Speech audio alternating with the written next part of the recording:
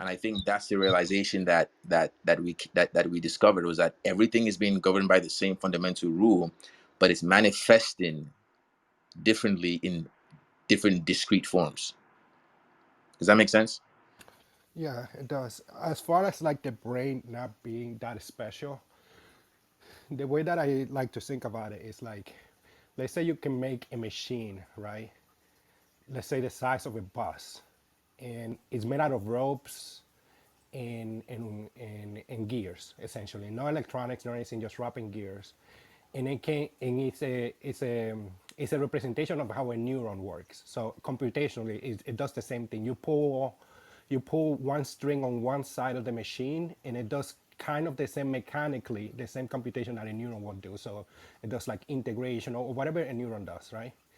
If you put a lot of those machines together, let's say the size of a planet, I don't see why that wouldn't bring out, this sort of intelligence, as a brain would, because at a physical, computational level, it's doing the exact same thing as a neuron would. So if you extrapolate that, if you can make every neuron represented as this machine, and you connect all of those machines in the same way that the brain is connected, it would look like it was a conscious machine, because it would be essentially be doing the same calculations as a brain would be doing. So, but to an outside observer, it would just look like a lot of gears and ropes and things pulling on each other. But I don't see why would an emergent, you know, a spiritual thing come in and say, oh, now this is intelligent. I think it would be doing the exact same thing. And the reason I like to use that in the mechanical example is because when we talk about computers, there is like a hidden aspect of it that we don't see in microchips, so we don't have like intuitive understanding of how they work. But if you make it out of a machine, out of gears and rope, anybody can see how they work internally. So it kind of loses that kind of hidden magic that it has. Oh wow, that was a nice. I really like that example. Yeah, it shows you that complexity is not really it's not really uh you know not it's not just for computers. you know um the way we interact in society, our culture, our language can be modeled with this same formula, right? I um agree.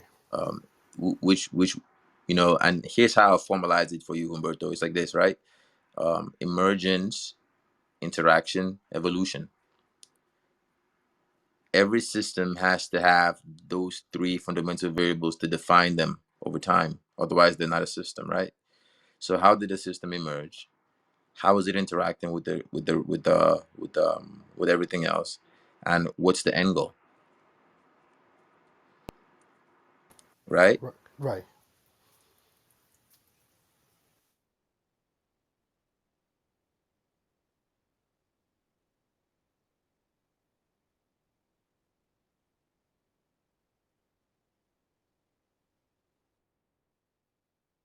Yeah. Anyone can feel free to jump in. If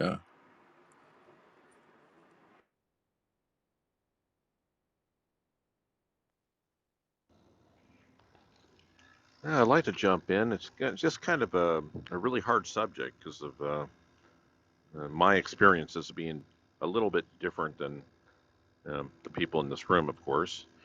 To deal with, to use dowsing and to use the pendulum and kind of go into this spiritual world area. I have just a different view on a lot of stuff, but I really can't share what I know with you because you haven't experienced it yourself. So it makes it kind of a hard subject. Um, but I'm up here on a level where I'm able to communicate with whatever that is on the other side of this veil that's around us. And I know it sounds like in the crazy world, but it's where it is, and that's just the way it's been going lately. Is been able to do more and more things with speaking to this energy that's around us. It's like an AI in a way, and we always go to the word God if you want to, but There's just things that are around us that talk to us about how we're such an immature race and how we just don't understand things that are relevant, really relevant to us as people. It's like, how did you get here? Why were you born from that person called your mother? Because your mother, I mean, you might have brothers and sisters, you might not, but if you have brothers and sisters, you're not alike. None of you are alike. You all seem to have a different personality. Your skin and your facial structure resembles your parents, but normally your attitude and your perseverance of who you are is usually slightly different than your parent. And with I don't know, it's kind of a strange area to go into, but it's something about where we come from at that point. And they talk about this kind of stuff with me anyway. And I wouldn't have any clue to even really talk about something. Sometimes they just bring stuff up out of the blue and talk about things. And they really don't understand why we're so upset about our skin colors.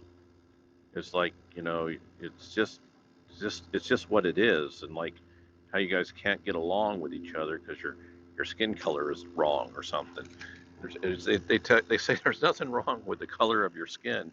You're a little different than the other one. The other tree is a little different. You're not an apple tree and you're not an orange tree, and the apple trees can't be orange trees, and and they talk like this, and they talk about a lot of funny things like this. And I know I know this goes a little off subject from intelligence, but this is an intelligent thing that we have around us, and yeah, we're disconnected from it. I have a fun time with it. I enjoy my conversations with whatever this is, the AI that surrounds us, to be able to speak with it and hear stories of the past of when men failed. Like they talk about us being this far before, and society failed, and they're really technologically advanced, and they say it was like 20 or 30,000 years ago. We got to the same point as we are right now, and life just got more complicated for them, and the society ended. And and they see that same thing happening now a little bit, that we go into doing things that aren't necessarily the best things for everyone, and they talk about it. I mean, it's really interesting. But I mean, this is me connecting, and unless you connect or you try and do any of this kind of stuff, then we can't really have the same conversation. It kind of goes back to I like that metaphor with Star Trek with Spock, and Spock dies in that Star Trek show, in that movie, and then he comes back to life by being put on that planet. And then Captain Kirk asks him, "Well, how was it like when you were when you were dead? What happened when you were dead?" And he goes, "Well, I can't talk to you about it unless you also die, and then we can have a conversation about it." And I always think that's really a funny, good metaphor of how this is. But yeah, there's an intelligence around us. If you want to talk to it, it's here. It's available to most everyone. I'm nobody special. I just tapped into it myself. Um, but yeah, there's this thing out there, and it can answer questions for you, and you could be misled by it sometimes. Sometimes a little misleading, but yeah. So it's been fun. Anyway, that's me. I don't know what else to say. Just sharing some stuff with you, other stuff that nobody shares. I think all energy is preserved, none is destroyed, and I think we're always growing new cells. So evolution's occurring perpetually, and um, we're making new neurons. And neurons aren't just made in our brains, they're made in other parts of our body, as I understand it.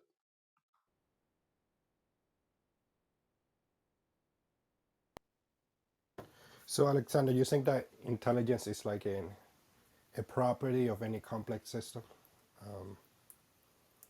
just like color and shape and size? As long as you have as a system grows in complexity, it becomes more intelligent based on its survival. I think the neuron density matters. I do think when someone said we're not really special, I think the neuron density of the human species is special relative to other species. I believe that may make us more intelligent potentially, but that's not a direct outcome. It's a correlation, I guess. So that's a really good point you just made there, Tim. I think I asked you this last time. What was the question? Was when it comes to processing nature, if we're going to what Todd said earlier about this information being around us all everywhere, being omnipresent, essentially.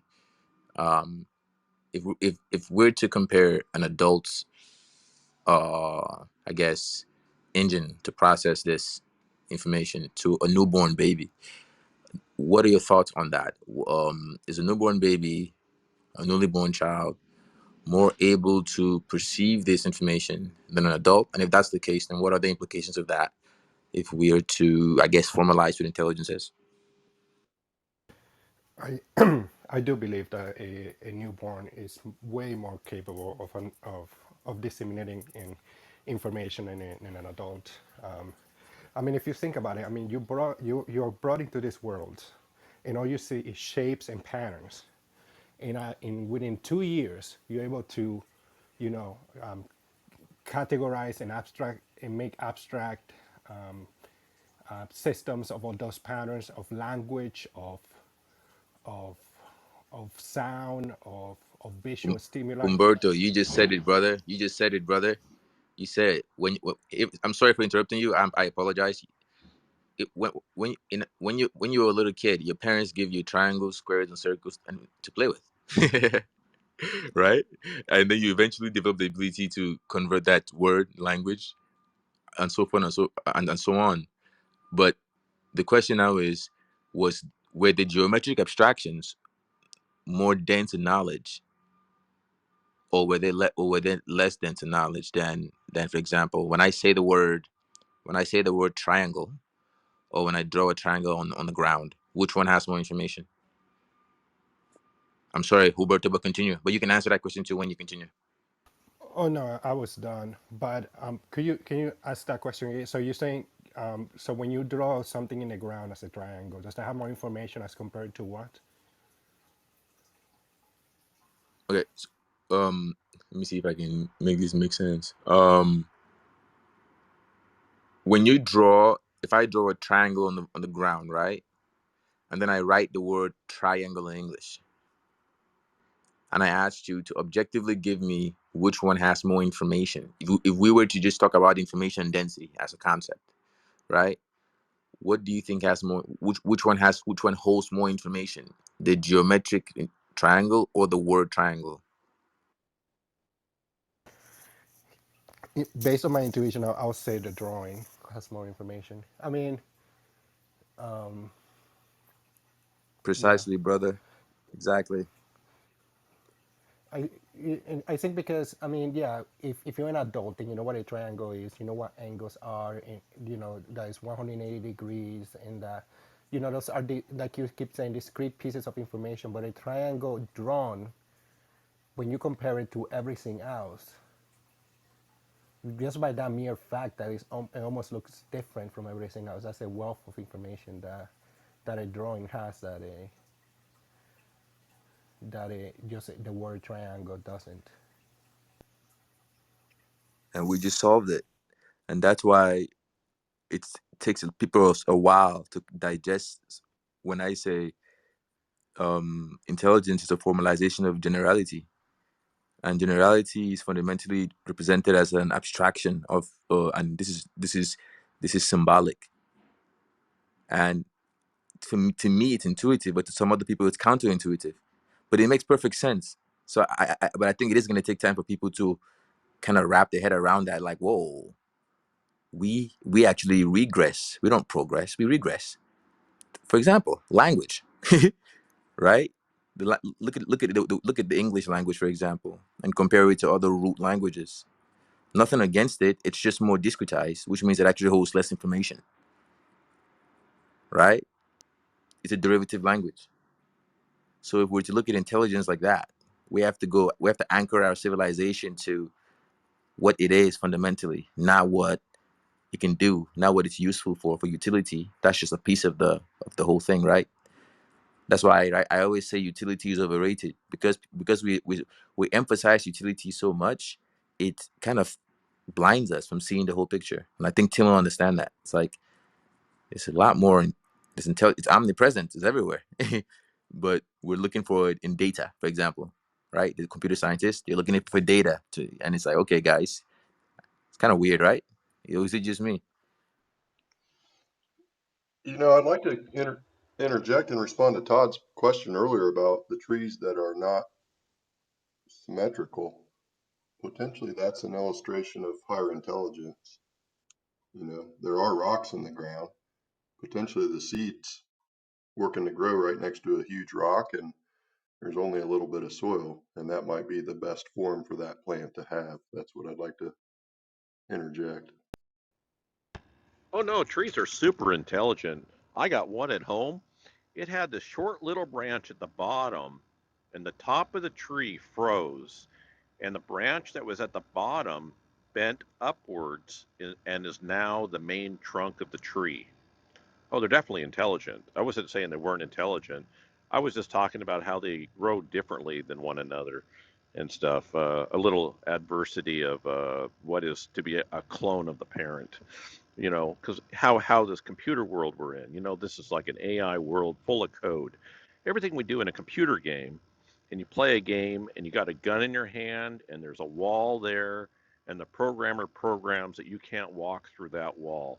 And you can't go through the wall because the programmer said, hey, that code and your code, they don't match.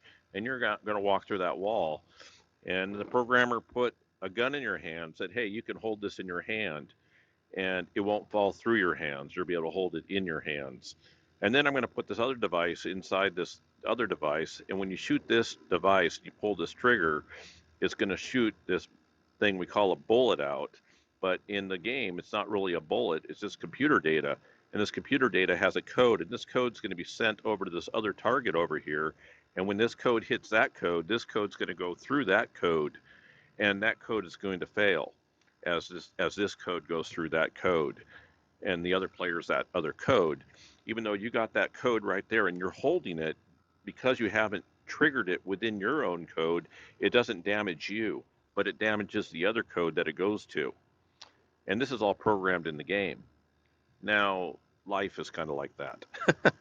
That's how I perceive all this. Well, in the nature and related to your clone comment, that's a good, and I want to compliment you. I really thought a lot of the analogies were good, but seeds are not clones. Seeds are individual, new genetic, distinct they're not clones. So you might want to compare like they're individual seeds, and part about what we're now understanding is that the fungal kingdom affects at a cellular level, nucleic cellular level, the goings on of the plant, and when they make new seeds, the interaction with the fungal kingdom, that intelligence is part of that unique seed. So potentially the other tree and the seeds it makes doesn't have that intelligence about it for whatever reason. But I just think that we know more now than we did 30 years ago when I developed a higher level education. And I think that the rapid acceleration in knowledge is evidence of a lot of I don't know about convergence, but it just seems like